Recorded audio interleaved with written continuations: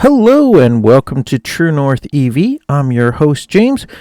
And if you're new to the show, this is where we explore everything electric vehicle related from a northern perspective. So today we're diving into two fantastic topics that really showcase the growing EV community. First, the history and significance of National Drive Electric Week, which is now known as Drive Electric Month, and then a detailed recap of our amazing Manitoba EV Fest that happened this past weekend, September 13th, right here in Winnipeg at IKEA. But before we jump in, I want to give you the contact information. You can find the Manitoba Electric Vehicle Association at manitobaev.ca, and you can find us on Facebook at True North EV. Got questions or topic suggestions? Email us at truenorthevpodcast@gmail.com. Now, let's talk about how communities across North America come together to celebrate electric transportation. So let's start with the National Drive Electric Week, or as it's now called, again, National Drive Electric Month. If you've been following EV events for a while, you've probably heard about this massive celebration, but you might not know its fascinating origin story. It all started back in 2011 when Plug-in America partnered with the Sierra Club and the Electric Vehicle Association to create what was originally called National Plug-in Day. Now, this wasn't just some marketing campaign. It grew out of real grassroots activism. Plug-in America itself was founded by electric vehicle advocates who had earlier formed Don'tCrush.com, a coalition organized to stop automobile manufacturers from destroying electric vehicles at the end of the release. These were people who had seen the potential of EVs and weren't going to let them disappear. And the vehicles they were crushing was the electric Toyota RAV4, the EV1. So vehicles that we look now back at as great electric vehicles that kind of spurred this second coming of the electric vehicles. The event started as a single day, but was later changed to National Drive Electric Week. Since then, it has expanded from a single day event into what was a week-long celebration. And now in 2025, it's been extended to run from September 12th to October 12th as National Drive Electric Month, expanding from the usual 10-day run to an entire month in response to ongoing success and growing demand.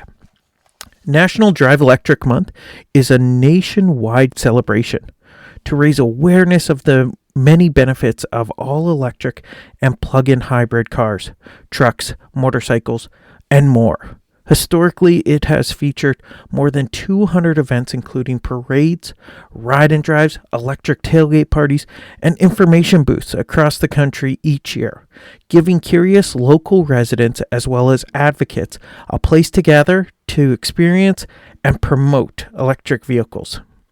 The growth has been incredible.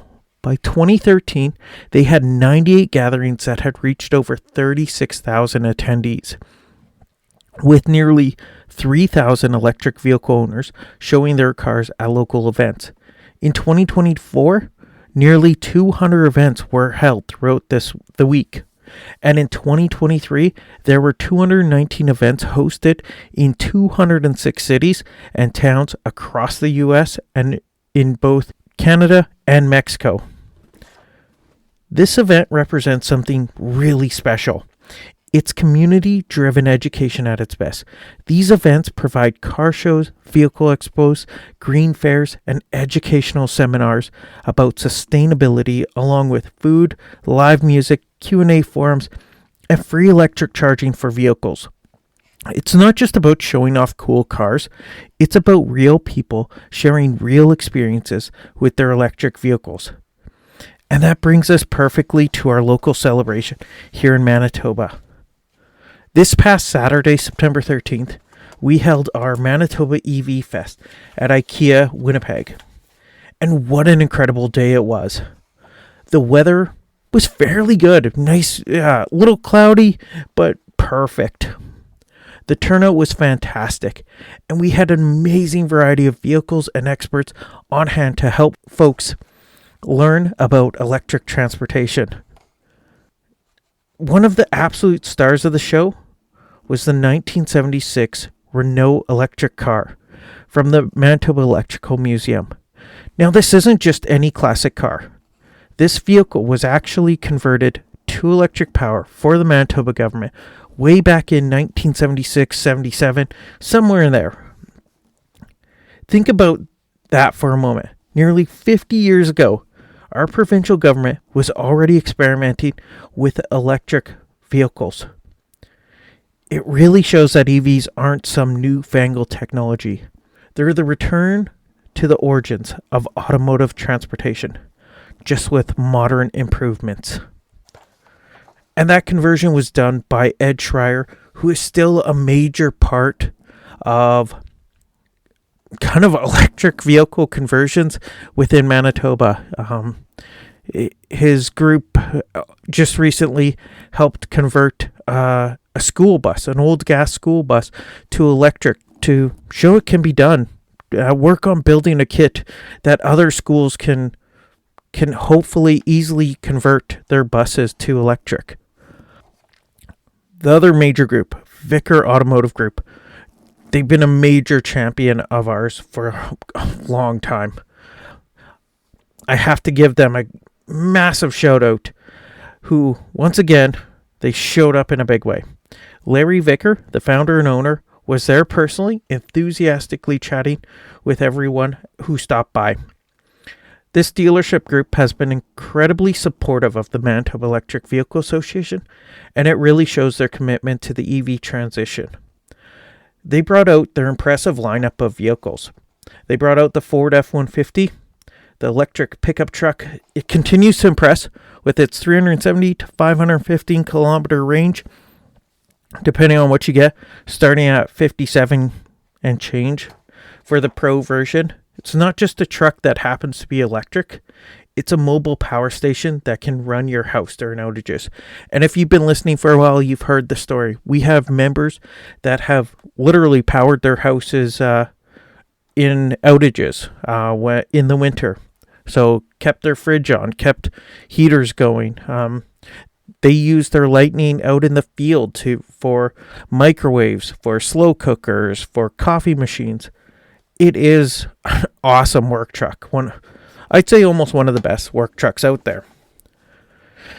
They also brought the Ford Mustang Mach-E. That one starts at about $54,000, 502 kilometers range. This crossover SUV has really changed how people think about electric performance vehicles. It's sporty, practical, and surprisingly spacious, and selling better than the Mustang car. We also had the Mitsubishi Outlander plug-in hybrid. The plug-in hybrid offers both the best and worst of both worlds, with about 61 kilometers of electric-only range and the security of gas engine for longer trips, maybe going up north. It also is an awesome warranty on the Mitsubishi Outlanders. If you're looking for a vehicle and aren't totally sure about it, 10 years of warranty on that. They start at $48,000, call it 49 rounding up. It's a great stepping stone for people who aren't quite ready to go full electric, or maybe don't live kind of close to the city, close to a charger. Northern Manitoba, I would totally understand going with an Outlander. They brought also the electric Silverado.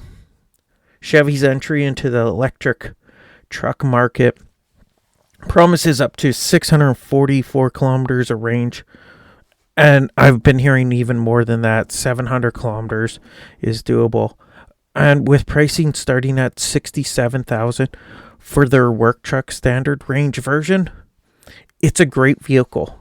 And again, looks fairly normal.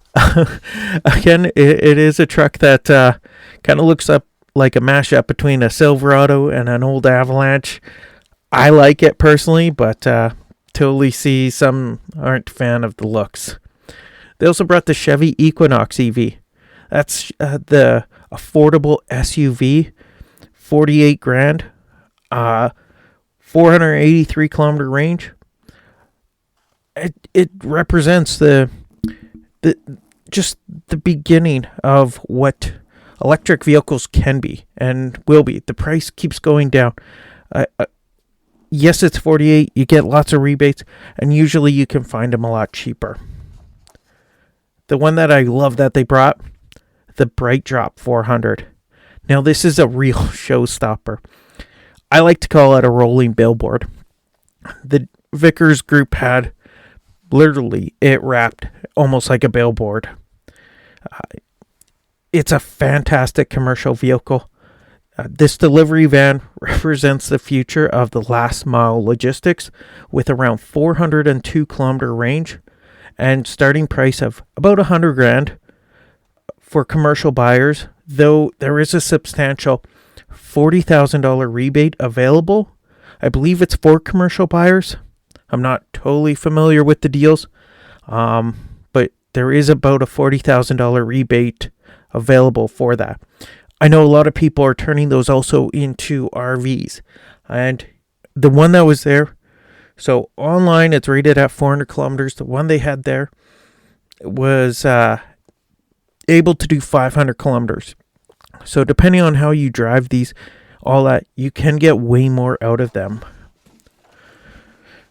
So another vehicle that was there that was interesting to see, it was actually brought in by a person, so not part of the Vicker Group, was the Dodge Charger Daytona.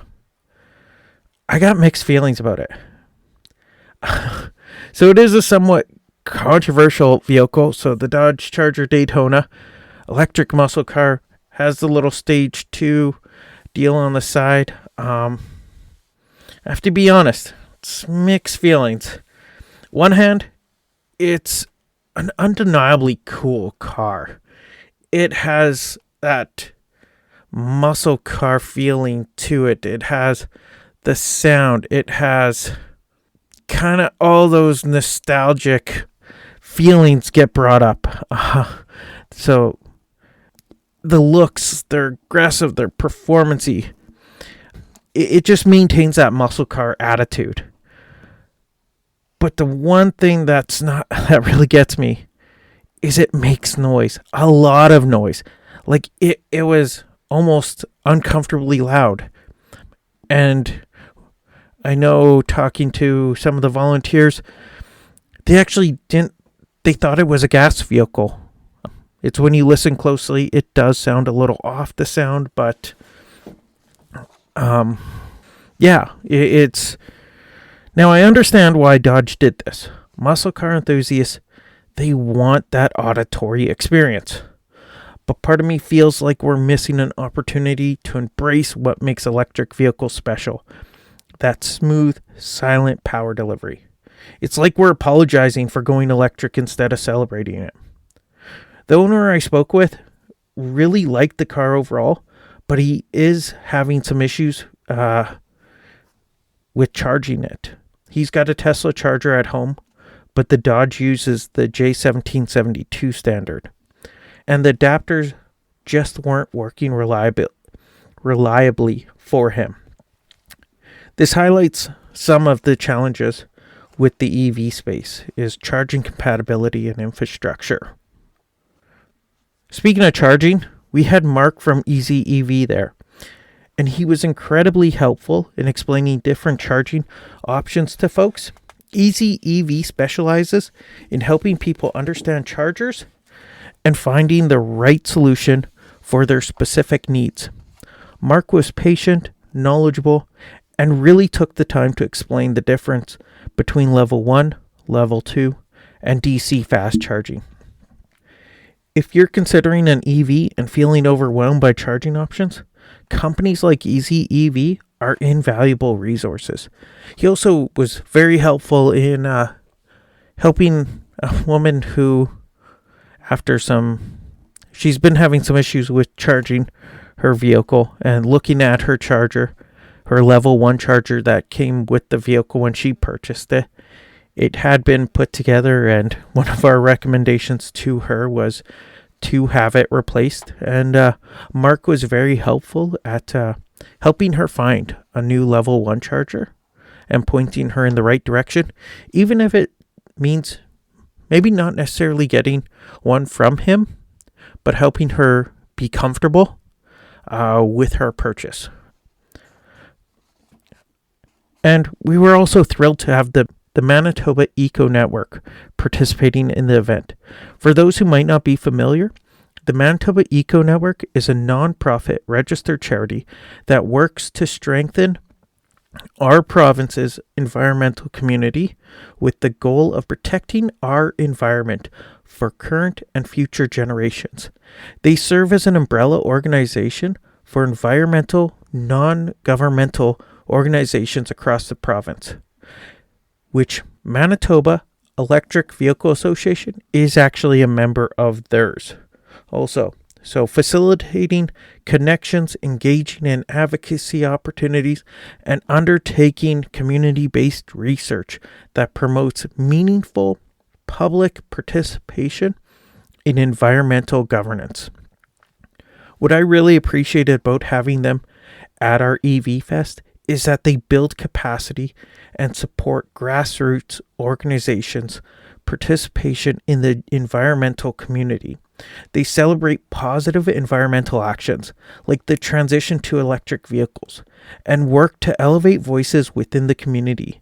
Having them there really reinforced that EVs aren't just about cool technology or saving money on gas. They're part of a broader movement toward environmental sustainability that benefits all of us. Whether you're here in Manitoba, across the world, it benefits all of us. One of the most exciting displays was from UMSAE Polar Bear Racing Electric. These are students from the University of Manitoba, and they're the youngest team in the UMSAE organization. What they're doing is absolutely incredible. They design and build open-wheel electric formula-style race cars each school year to compete in internationally renowned competitions around the world hosted by SAE International. And the SAE, for those that might not know, is the Society of Automotive Engineers. What I love about this is that it provides students the opportunity to apply their classroom knowledge and take their skills to the next level. The unique challenges of designing electric vehicles require skills from mechanical engineering, electrical engineering, and computer engineering. These students aren't just learning about EVs, they're pushing the boundaries of what's possible. You can learn more about them at umsae.com/formula/E. I'll put that in the show notes. And I really encourage anyone interested in the technical side of EVs to check out what they're doing. These students represent the future of electric vehicle innovation. A lot of these team members are getting internships at the major automotive manufacturers. Like Tesla's another big one that regularly is pulling people out of the University of Manitoba team and letting them do internship at their company. One just coming back, I believe he just came back in August. But beyond all the cool vehicles and technical discussions, what really made the day special was the community aspect. We had EV owners from all walks of life sharing their real-world experiences, the good, the bad, and everything in between. People were honest about range anxiety, charging challenges, cold weather performance, and maintenance savings. This kind of peer-to-peer education is invaluable because it comes from actual experiences, not marketing material. So the questions we heard most often were, how do they perform in winter? Which is, they perform fantastic. They warm up super quick. They have the weight to give you fantastic traction. Yeah, range decreases a bit, and it does depend on how warm you like it. But it also decreases in gas vehicles. You just don't notice it as much. Another question we heard was, how long does charging take? And that's a hard one to answer because it depends on the vehicle. Some vehicles are a lot slower than others. What about road trips? We got more and more members that have done long road trips.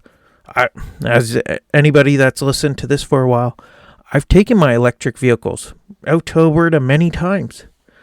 We have members that have gone that do trips out to BC every fall, come back in the spring type deal. It's no long. There's still some parts that are challenges, but it's becoming more and more accessible. Are they really better for the environment? Yeah, and more studies are showing that they're actually being better for the environment a lot earlier than others thought.